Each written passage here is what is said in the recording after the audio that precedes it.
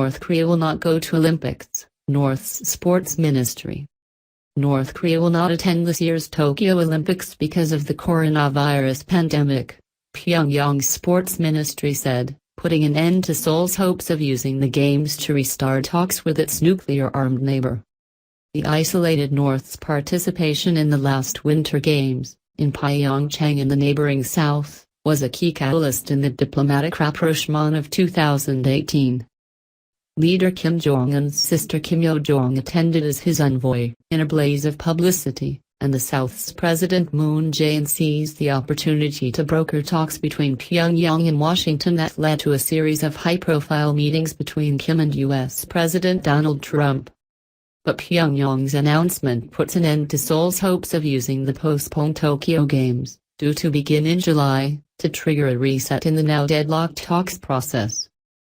At a meeting, North Korea's Olympic Committee decided not to participate in the 32nd Olympic Games in order to protect players from the world public health crisis caused by COVID-19, said the Sports in the DPR Korea website run by the North's sports ministry. The announcement, dated Monday, reported a meeting of the National Olympic Committee on March 25.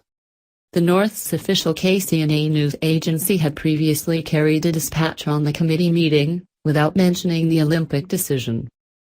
Pyongyang is subject to multiple international sanctions over its banned weapons programs and is more isolated than ever after imposing a strict border lockdown more than a year ago in an effort to protect itself from the virus that first emerged in neighboring China and went on to sweep the world. It insists it has had no coronavirus cases, although experts doubt the assertion. Relations stand still. The new U.S. administration of Joe Biden is in the final stages of a review of North Korea policy, with officials widely expected to support a resumption of lower-level talks rather than high-stakes, high-drama summits. On the campaign trail, Biden characterized Kim as a thug and has sharply criticized Trump's meetings, saying he legitimized one of the world's most ruthless leaders, but has also said he is open to diplomacy. Biden has also warned North Korea of consequences for violations of UN Security Council resolutions after Pyongyang recently tested what U.S. officials judged to be ballistic missiles. Inter-Korea relations are also at a standstill, with the North repeatedly saying it has no interest in talking to Seoul, and last year blowing up a liaison office on its side of the border.